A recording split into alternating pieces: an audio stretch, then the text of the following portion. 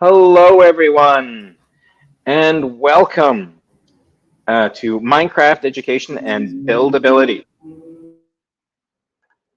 So today, I'm just going to introduce ourselves here. I'm Dan, and am a Minecraft education consultant, currently located in Dumfries in Scotland.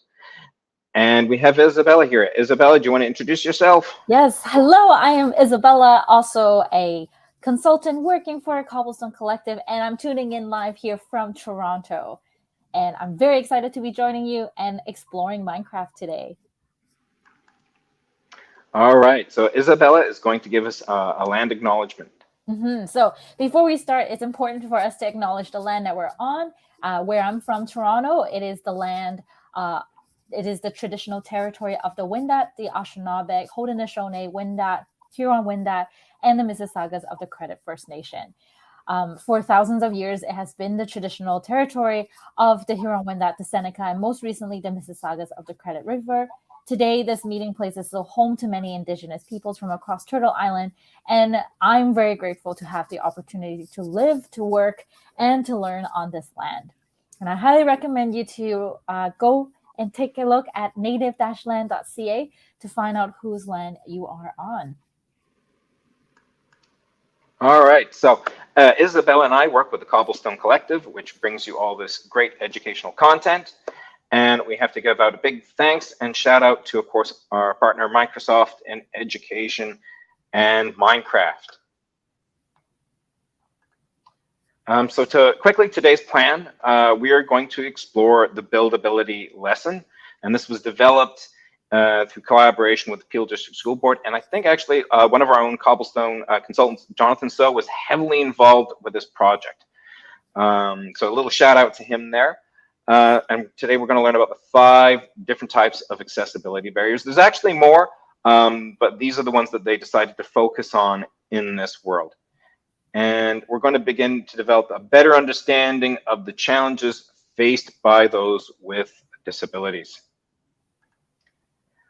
Now, before we jump into the world, just a quick reminder, while you can see and hear us, we cannot hear or see you.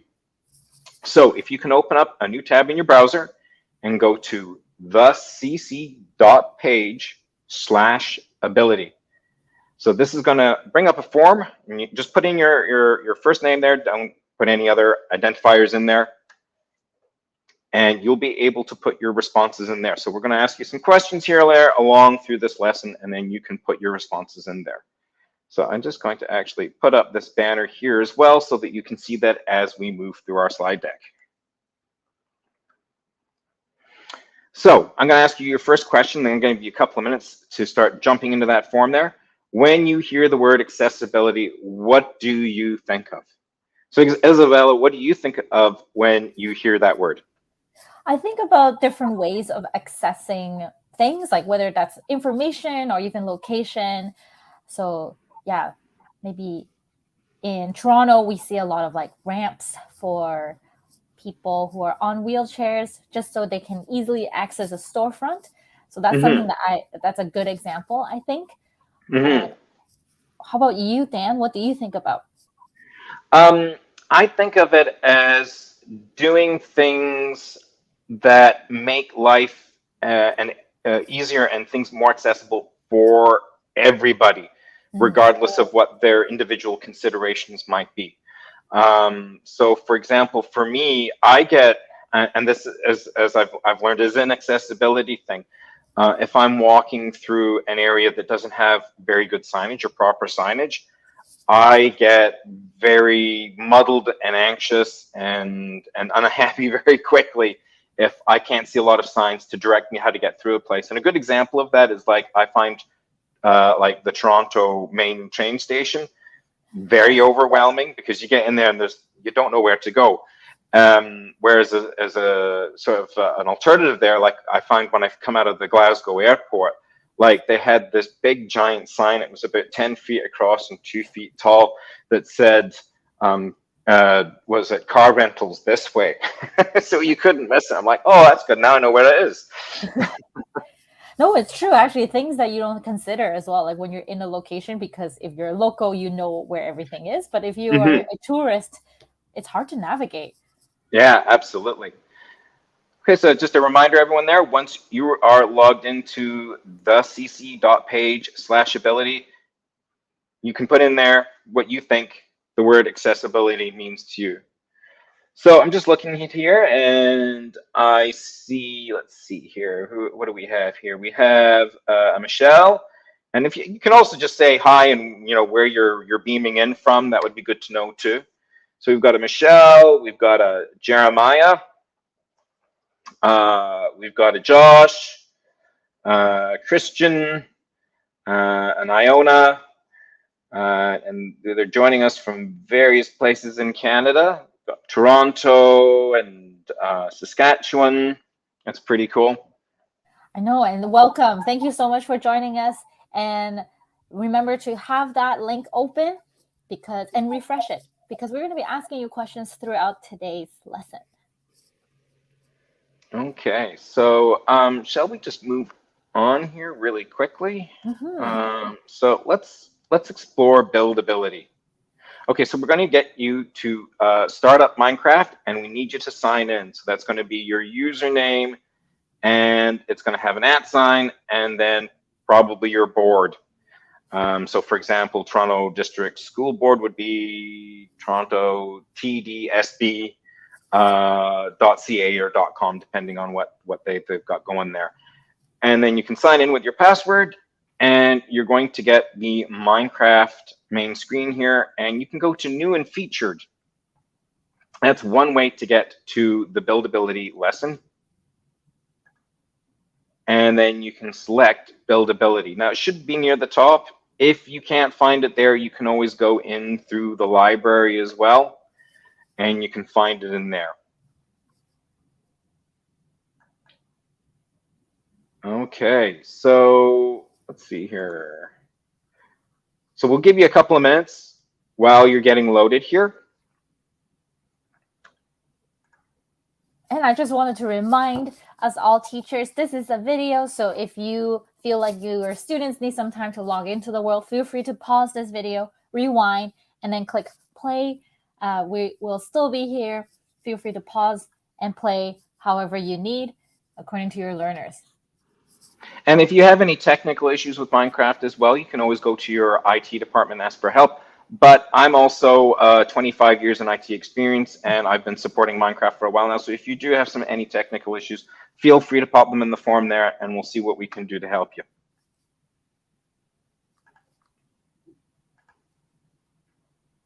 Okay, so let's open up Minecraft here. So Isabella today is going to actually walk us through the world here. So let's just bring this up. Ooh. There we go. Okay. All right. So the very first thing, just very quickly, when you start here, it does ask you to go through a tutorial. However, if you're a Minecraft pro and you don't want to go through the tutorial, if you look behind you, there's a robot. And if you click on it, it'll ask you if you want to skip the tutorial, and you can certainly do that.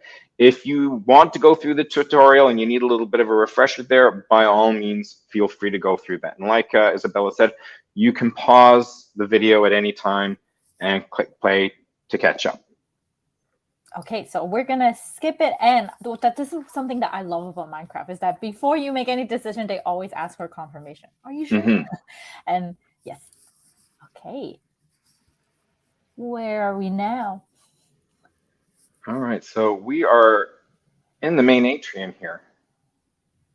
Awesome. Okay, this is the first time I'm in this world, so I'm just exploring the same way you are. Okay. I remember that we are exploring the 5 barriers, so I'm just gonna talk to this non-playing character, NPC. Okay. You feel free to read this. Remember, there's always an immersive reader that you can click onto it and have it being read to you. So that's one of the examples of an accessibility feature that you can sort of play around with. And once you're ready to go, you can click done. And what's next? I guess, Dan, am I just supposed to explore this space? So I'll give you a little tip because I have played this one quite a few times. This atrium area here, there are actually 4 different, I think, activities out here. We're going to go straight ahead where we interacted with that NPC there and go off to the left. So that's going to allow us to explore the 5 types of accessibilities. Amazing. Barriers. Okay. I'm guessing this is NPC number 1. Mm-hmm. Altitudinal. Okay. Attitudinal barriers affect everybody. So you're just going to read through it and then click next once you're done. And then this NPC has explicitly shared that they have autism and the challenges that this person is experiencing as well. Mm-hmm.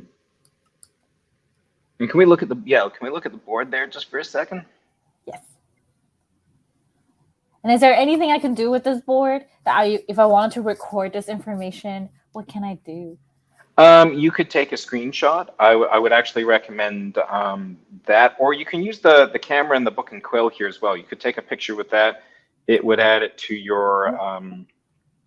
Oh yeah, if you click on the board itself, it'll come up with that gobbledygook there. So I think is it right click?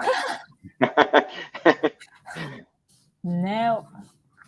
Screw my camera out. Okay. So you just walk forward there to grab your camera. Yeah. Wow. Okay, so if you right click while pointing at the board, it should. Oh, it's just gonna keep doing that because you're trying to. Yeah, it's an interact thing. I see. So if you can maybe back up a little bit and try to point the crosshairs so that it's not at the board, but you're taking a picture of at the board.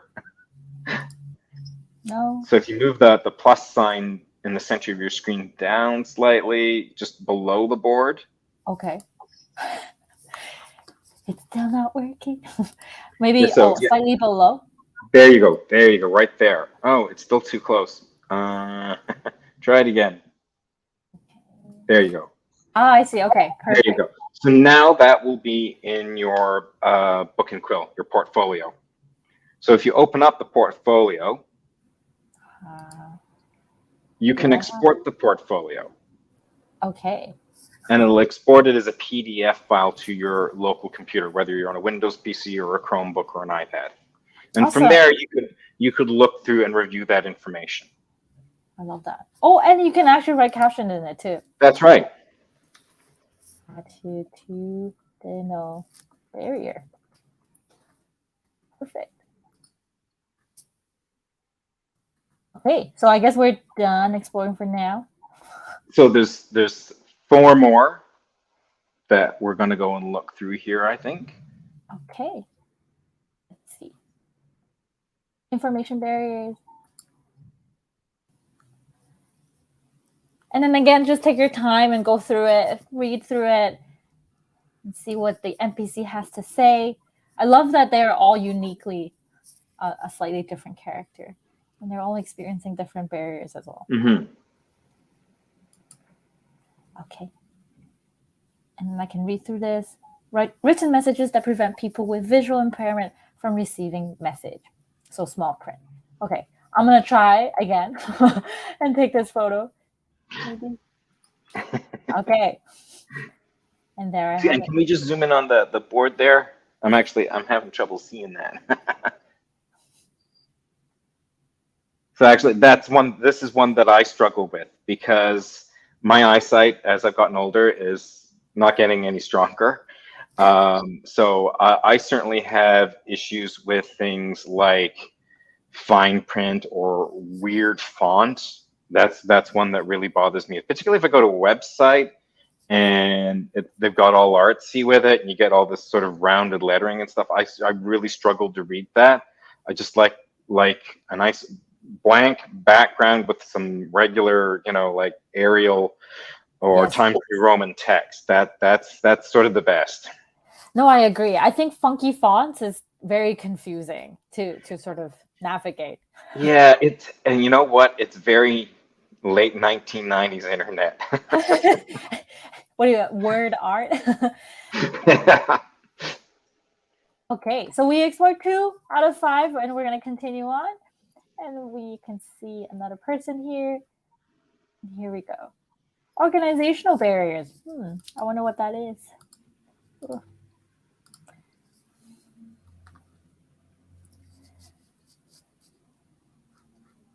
So organizational barriers are systemic barriers where people with disabilities are not included when policies or decisions are being made.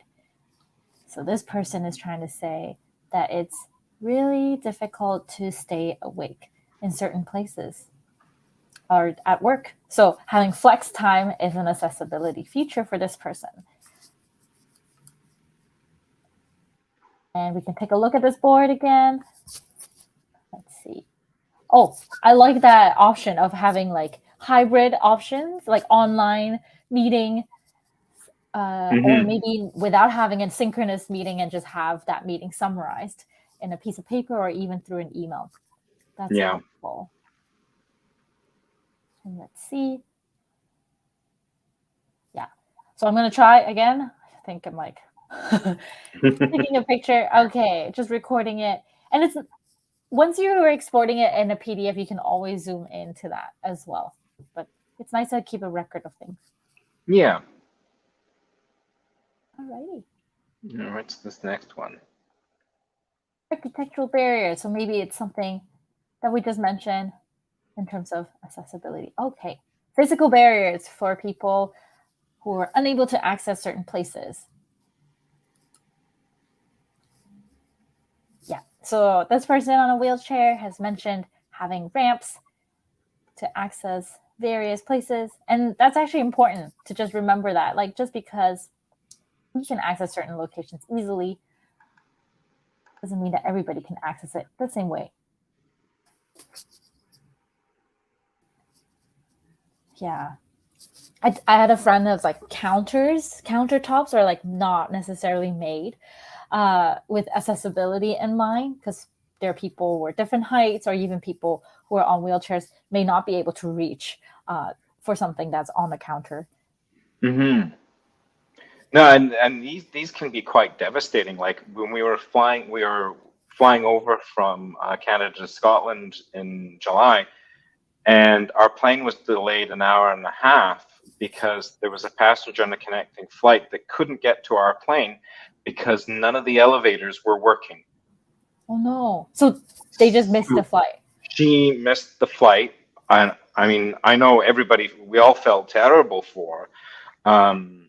But yeah, all of the accessibility features that would have allowed her to get to our aircraft were not working. So she was stranded in another part of another terminal and couldn't get to us. And she was in a wheelchair. So that's terrible. Yeah, no, I agree with it. And it's quite devastating as well. Like, yeah, flying is stressful enough. I know. Oh no. I agree. Yeah, no, for sure. Like, I just can't imagine. It's like also things that you would imagine it'd be like a simple task.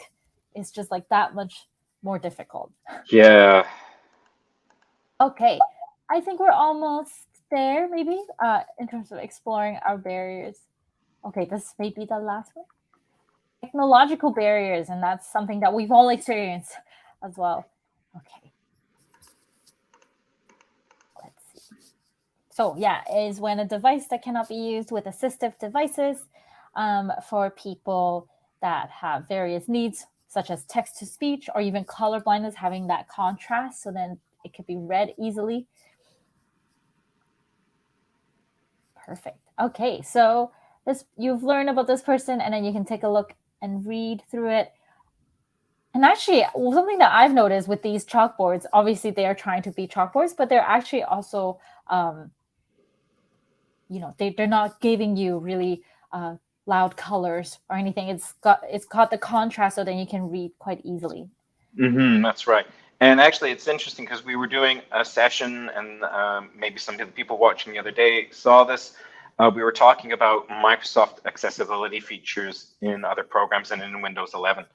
And it's interesting because in the accessibility features for Windows 11, they've actually added a specific area for color blindness. And they actually list the terms of the different types of color blindness in there, which is really cool because, I mean, I was recently actually studying up on that, but to actually see that labeled specifically in the accessibility features is absolutely amazing. It's just a bit of a call out so that if you're exploring that, you're a little bit more familiar with maybe some of the challenges that other people are experiencing. No, yeah, for sure. And I love the fact that they are like also specifically calling out to color blindness, just because I think different people have, you know, even if they call themselves that they have color blindness, it's like a different type of color blindness. So it's not like they can't see colors. Some colors are just muted compared to others. Yeah. That's not a great picture, but All right, so I think is that all 5? I believe so. Oh, yes. So then I'm leaving this space. And then what's next, Dan? All right, so we're just going to pause for a second here, and we're going to do a quick barrier recap. So how many accessibility barriers can you name? So everyone watching, if you just want to dump into the form there, how many can you name? If you can list them for us. Isabella, can you remember them? I'm trying. I can see that in our responses, we have John listing attitudinal. Great job. We have Mary that's listing organizational. Good. That's also one of them. I remember that. And what else? Maybe the most recent one that we just mentioned, and we did a little shout out to Windows 11 for color blindness. What would that barrier be? We've got Jordan with technological chiming in there. Awesome. Perfect. Yes. Well done, Jordan. Thank you. Yes, it is technological. And we also have Ayan mentioning organizational barrier, systemic barriers. Perfect. Well done. I'm glad that you're all paying attention. So thank you. Give yourself a pat on the back. All right. So let's move on. So as I mentioned before at the beginning of the lesson, there are actually more than 5 accessibility barriers. These are just the ones that we're focusing in here. So feel free to explore and research that a little bit further. It's an important thing, I think, to learn about, and it helps us understand other people and the challenges that they face. Okay, so actually here we are. So we have attitudinal, organizational, or systemic barriers, architecture or physical barriers. And that's the one that I think most of us think of when we talk about accessibility. And I didn't actually even consider some of the challenges that were included with this until I went through this game myself. Then I recognized that, yeah, you know, poor signage in places, that is totally a trigger for me. That is my big challenge, or other things of that nature. So I'm starting to clue in and realize some of these things even about myself. And yes, that last one that Jordan came out with technological barriers. Okay, so of all these barriers, which one was new to you? So feel free to jump on the form there and let us know if there was one that was new to you. For me, it's like the same way as you, Dan, the information barrier and communication barrier. I think when you often think about, I was like, oh, maybe it's like different languages, but even just the way information is being presented. Mm-hmm. Yeah, I've definitely seen, you know, information just trying to remove words and use like pictures, but even sometimes those pictures are hard to understand. Like, yeah. Yeah, anyone that's assembled an IKEA product will perhaps understand the frustration involved in only a picture set of instructions, where occasionally, you know, a little bit, some wordage there would be helpful. I assembled an IKEA kitchen once, and I would not recommend it to anybody. Is it still all pictures? Like it's yeah, oh, man.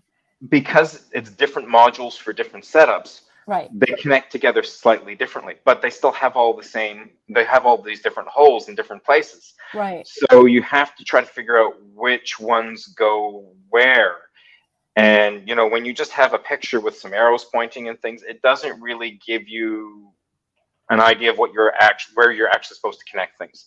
So that was very trial and error trying to figure that out. Whereas, like a little tiny sentence at the bottom, use these screws and these holes would have been, it would have made a much more pleasant experience for us. I agree. No, definitely. I don't think I've ever had like a pleasant experience assembling an IKEA furniture.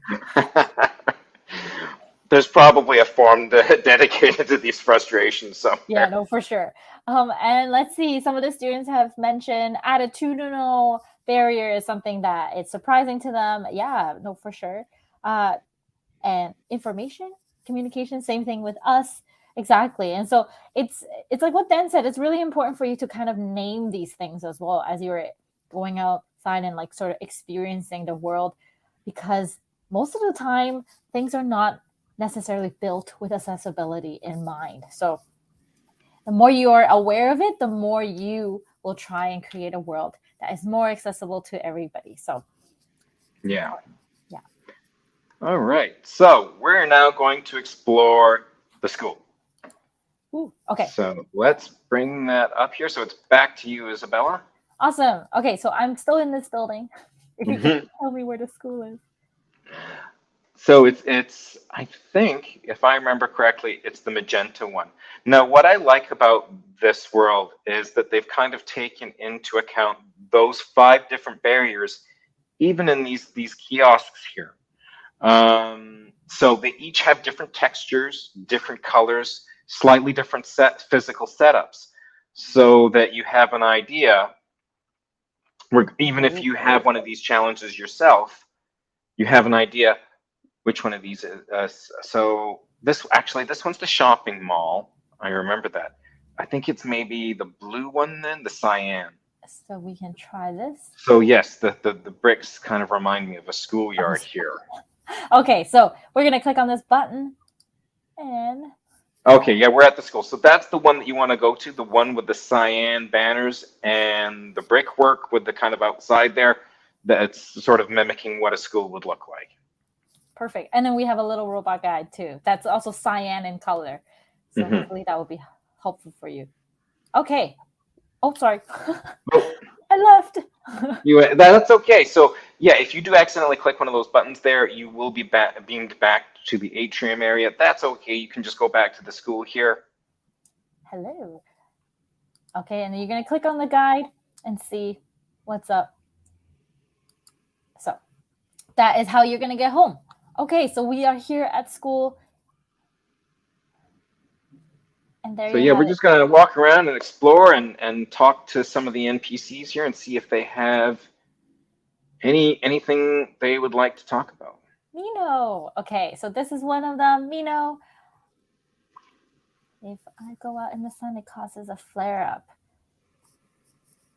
Okay, so this person wants to play in the playground, but then their skin flares up if they're under the sun. So Mino needs shade.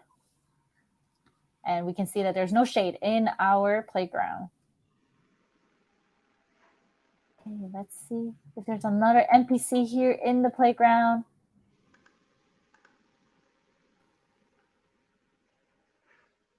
No. Oh, here. Ryan. Oh.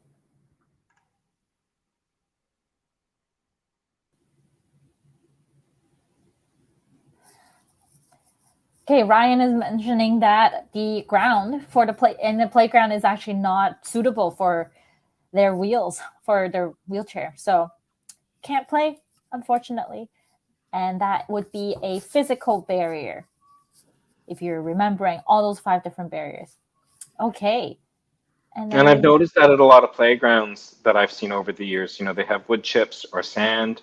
So if you're using any kind of wheelchair or device like that, or a mobility scooter, I mean, like even kids aside, if it's an adult that's looking after you, that's in a mobility scooter or something like that, like I've seen one playground that I had ramped down into the sand of the wood chips, but you could get stuck down there.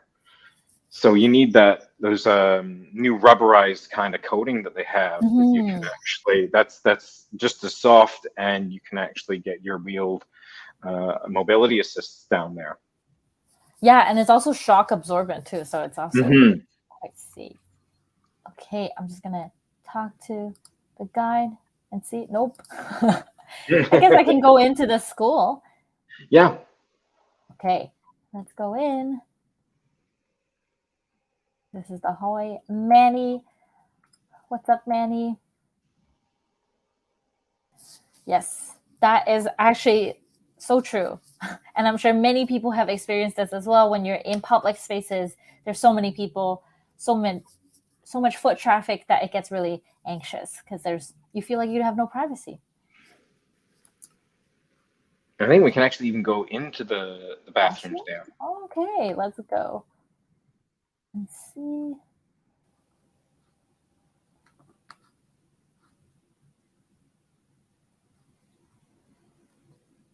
Maybe I can go to the other side. Or did you note the sign there? Oh, it's a gender inclusive washroom. Perfect. That's so cool.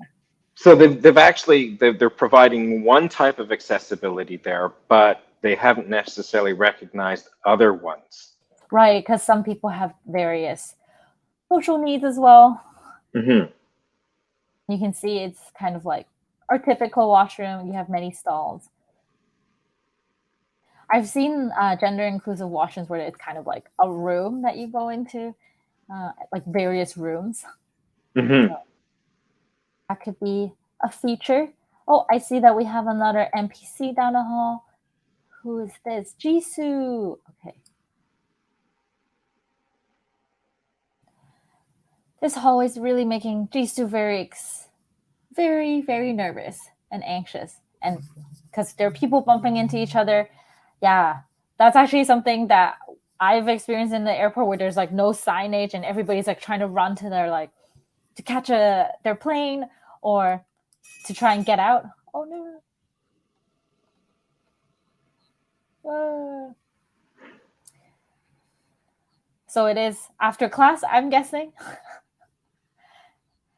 So yeah, it's kind of hard to move around there. Yeah. They've actually they've tried to make you experience emulate. Yeah.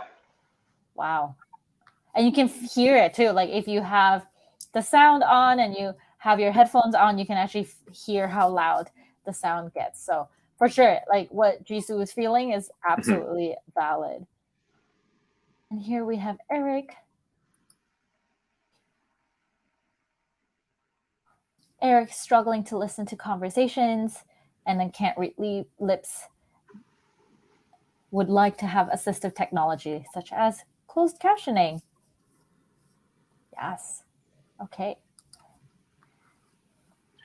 I think there was a couple of some classrooms back there. Here. This is a classroom that's open. Okay. Oh. It's a very narrow door. Okay.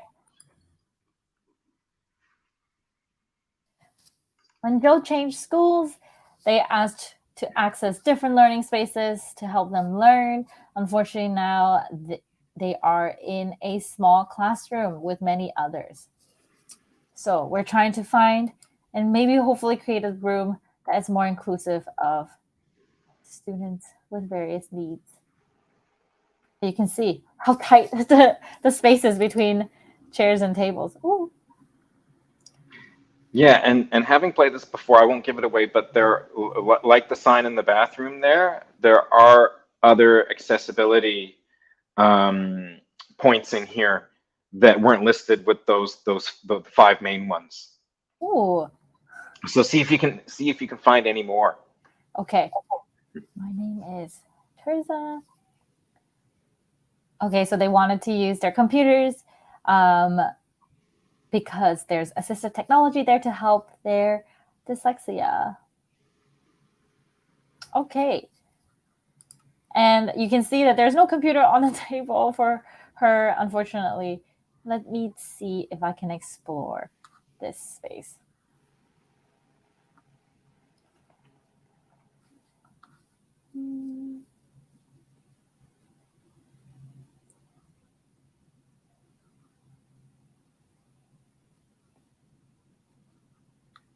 This is such a big classroom.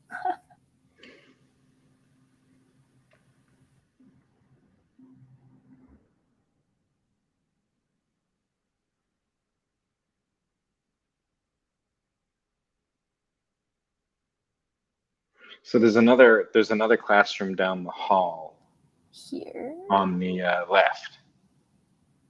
Not that one. Yep, back down there.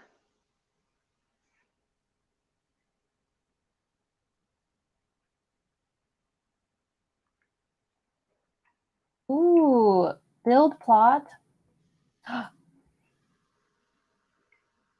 Okay, so there's a sandbox there where we can build accessible places. Let me. So yeah, we're not going to do that Okay, one right now. Yeah, we'll just So let keep me exploring because just there's still a lot more stuff to explore Exactly. at the school. Oh, I like that this is like a group setting Mm-hmm. in this classroom. It's a little crowded. It is, but instead of it's more like group work, I guess. Ooh. Oh, there's a student standing on the desk. I've never noticed that before. That's not I safe. thought this was an NPC. I guess not. Mala. Okay. Question is it me or are these lights really annoying? Oh, it's so hard to pay attention. Actually, that's true. Sometimes in offices and in schools, the lights are very, very harsh. And sometimes it's like migraine inducing. So So yeah, if you look up at the lights, Whoa. so some of those fluorescents that tend to flicker. Quicker. Yeah. And what's the deal? Why do they have spider webs on the side? That's another accessibility barrier. Oh man. So if you're and I'm kind of like this too. I don't like a messy, cluttered, dirty space. I like a good, clean. So if you have an issue with, dirtiness and that kind of thing, germs and things, I think cobwebs would act as a trigger. Or if you have an aversion to insects or spiders, I certainly am not a fan of spiders. If they're in the house, I will catch them and release them outside. But I'm not a big fan of them crawling around and stuff like that. So if somebody had that a fear of spiders here, it could act as another trigger for them. So that's definitely another accessibility barrier right there. Yeah, no, that's something that you don't actually think about because everybody's like preference for cleanliness is very different. But keeping public spaces like clean and organized in general is helpful for most people. Mm-hmm. Okay, so I'm going to remember that classroom, but I'm going to continue on to explore the school. And let's see what that is. These are bells.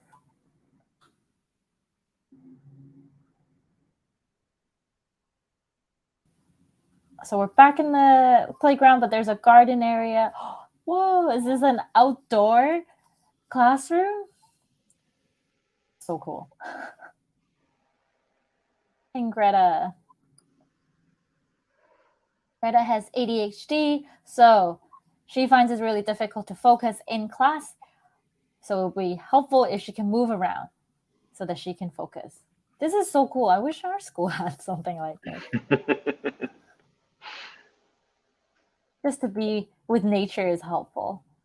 Although maybe some sort of awning or something over it, or even something retractable Yeah, might because be if it's kind of nice. raining. Well, if it's raining, or you have individuals with sensitivity to sun, sensitivity to sun. I myself, being of a Scottish background, I'm kind of a pale blue color. So I joke to people that I got a sunburn opening up the fridge. So I have to go out with factor like 50 or 60 on, and hats and things. Otherwise, I will get very burned very, very quickly. And if I forget to put that sunscreen on, I'll be in a sorry state later on.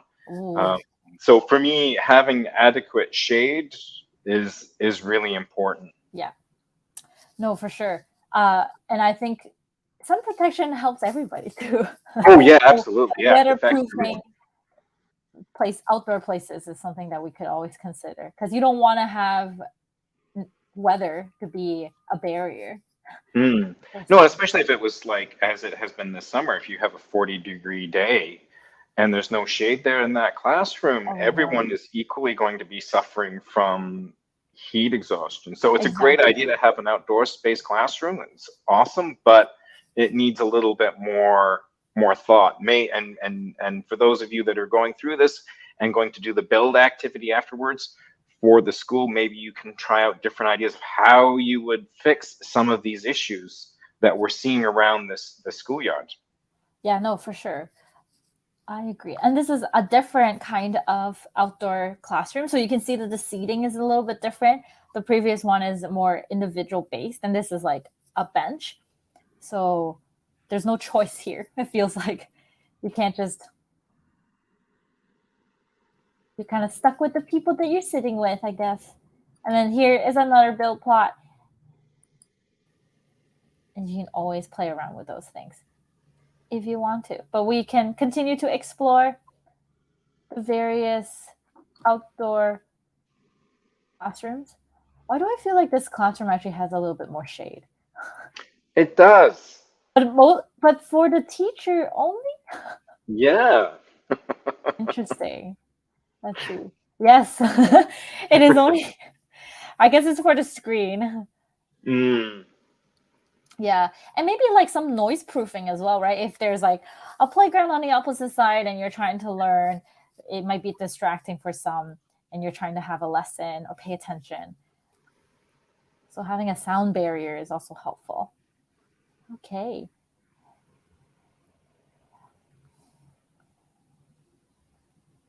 Have we explored everything? There's another playground area that we haven't explored, so let's go in here and see. And you can tell that the floor is slightly different texture as well. It's like Hmm. sand, I think, maybe wood chip.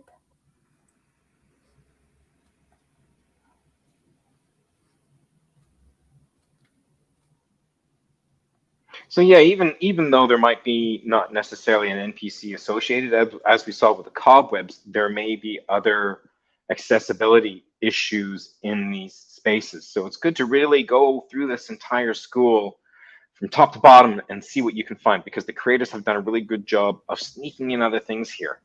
Exactly. Like this is definitely going to be an issue for those that have mobility needs.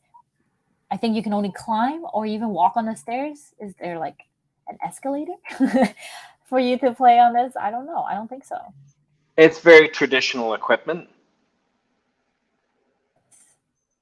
It's true. Okay. I So guess I'm not seeing, for example, there with the swings. Swings are great, but those are for a certain age and ability group only.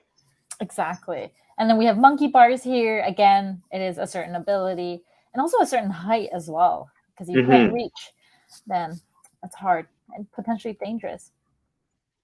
And then you can see there's no ramp here for Ryan to go into. Even if Ryan can go onto the playground, there's only one type of playground that he can have access to. So that's not fun. Okay.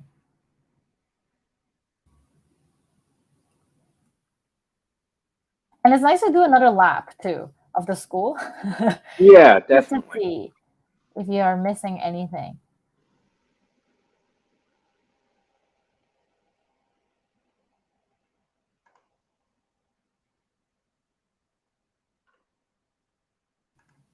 I'm trying to see. So I'm going to give you, Isabella, I'm just going to give you a 2-minute warning here that Yay! we're gonna finish up and then we're going to review what we've explored.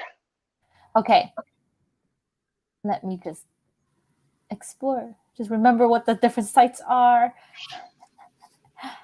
2 outdoor classrooms. Okay, I think I'm ready to go back. And so remember, for you to go back to the atrium, you just simply have to find your cyan looking robot there. There's going to be guide written on top of them. So then we're just going to click. And then you can go back to the atrium. So I'm going to give you some time. Feel free to pause this video and we'll meet you back at the atrium. Okay. All right. So let's go and let's review what we've seen. And there are other areas here in this atrium which you can explore. There's a lot of great activities in here that feature a lot of extra stuff in addition to the 5 barriers in these different alcoves here. So you can explore that in more time that you have in future. But let's just let's go here and review what we've discovered at this school. So what kind of accessibility barriers did you identify as you explored the school? So go ahead, go back to your form, bring up your web page with the form, and let us know what ones you found, whether they're ones with that were identified by the NPC, or if there were other ones there that we identified that weren't clearly marked, that they've kind of, Easter egg put in there. Yeah, no, I agree, because there's so many different types of barriers that we just learned, and to see them out displayed in our school, it's actually nice to see. If you manage to remember what each of these barriers meant and then how it looks like in a school setting. I for sure have seen maybe an information barrier because it's not really clear. There's no signage before the classroom. Like, I actually don't know what classroom number or even like what spaces these are. Yeah, so we had Mino. So Mino's issue was, I don't remember. it was the sun sensitivity. Yes, the sun, exactly. Minu wanted shade. And then we had Ryan.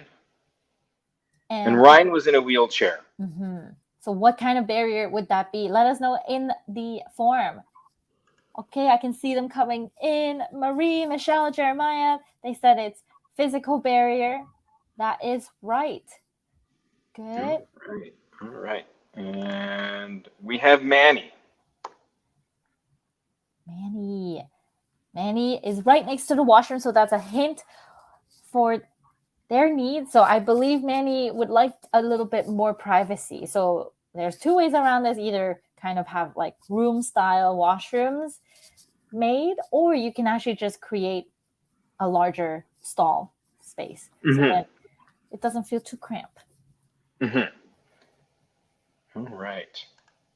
And we have Joe and Tirza.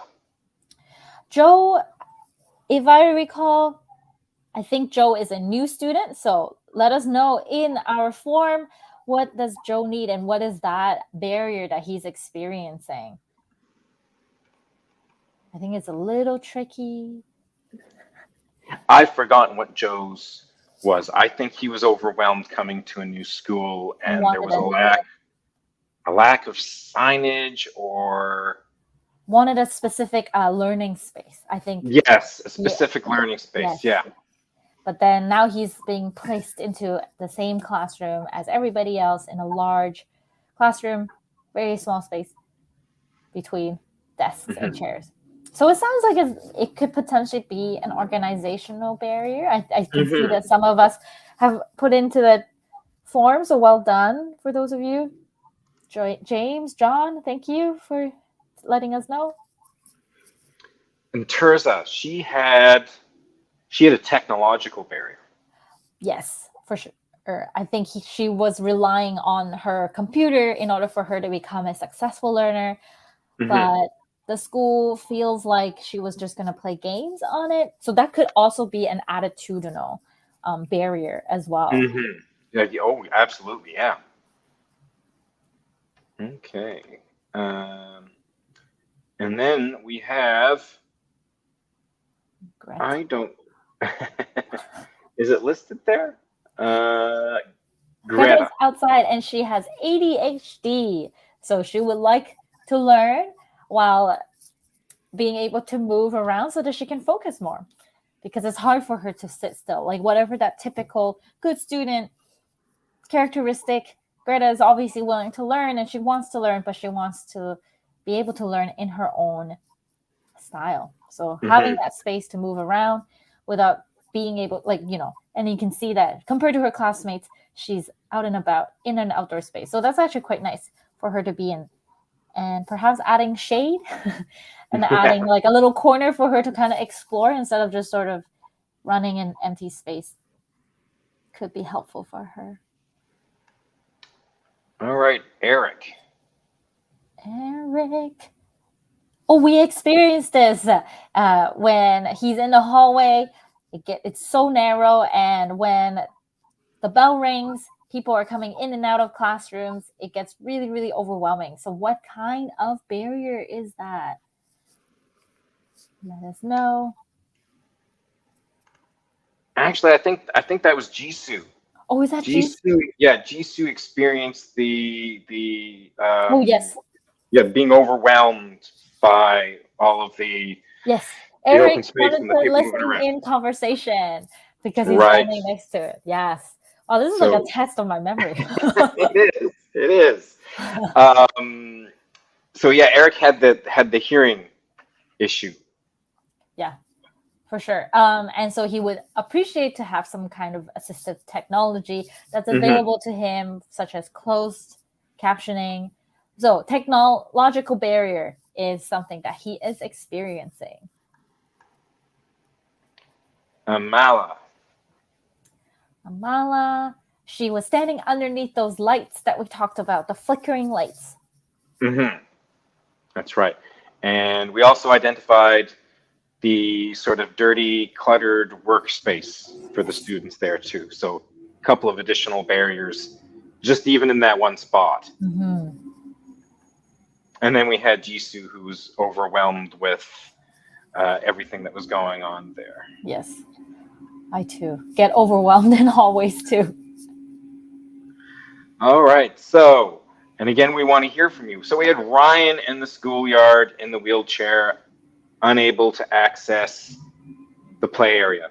So, what are some possible solutions for Ryan so that he would be able to access that space? And I think we actually briefly talked about potentially a couple of them.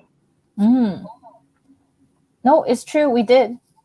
So let's see. Let us know in our form. Open up a new tab and type thecc.page/ability. Mm-hmm.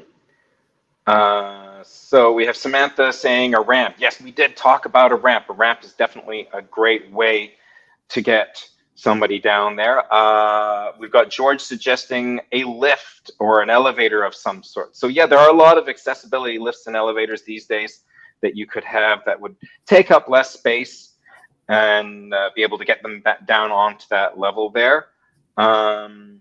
Let's see what we've got. Tabitha suggesting a sponge-like surface that we actually, I think we talked about earlier as well, about having that in the play space so that they can easily navigate around. And you know what? I'm thinking there, like my uncle has to walk with 2 walking sticks to get around. So even for him, with his limited mobility, a ramp or a lift would be very, very helpful and faster for him than trying to use stairs.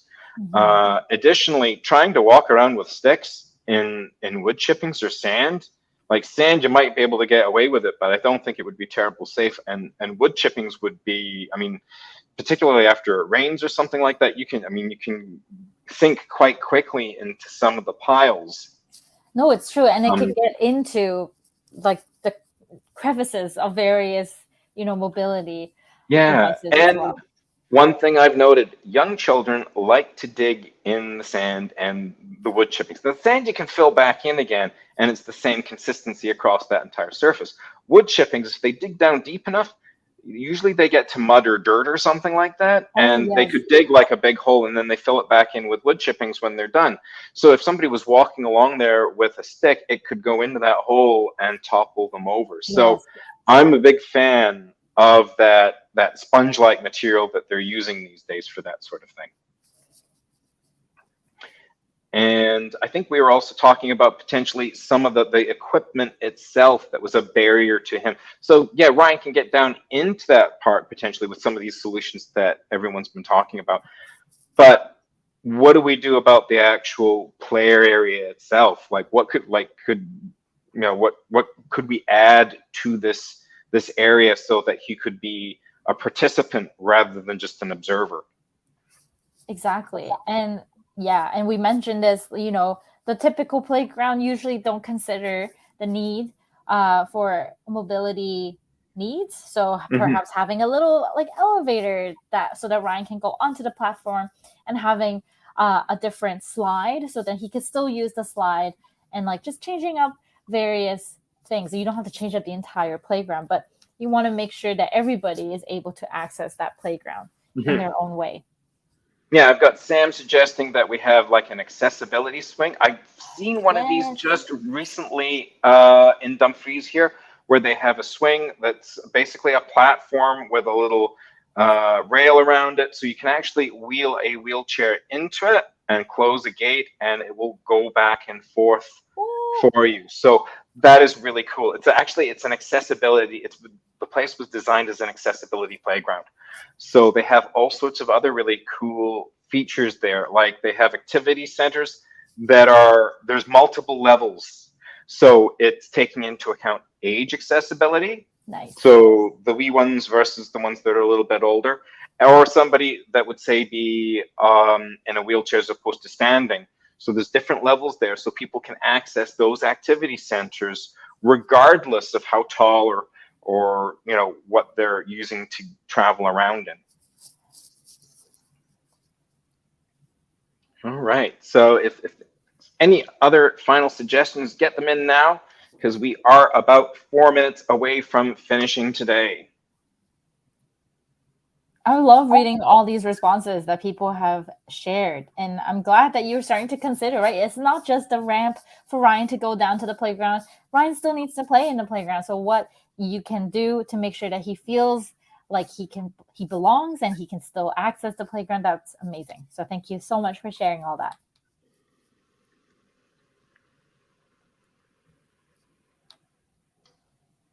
All right. All right, so I guess we're closing in here today. So that's about all the time we have. So go to your teacher to connect for next steps. There are, again, as we've said, there are other activities in this world that are really fun, really interesting, and great learning opportunities there to learn about all the sorts of different 5 abilities. And there's also, again, they've snuck in little Easter eggs in there, different ones beyond those 5. So definitely go in and really look around and see what you can find. So on behalf of the Cobblestone Collective, Isabella and myself, and of course, Minecraft Education Edition and Microsoft, we'd like to thank you all for joining us today. And we shall see you next time. Thank you so much. Bye. Bye.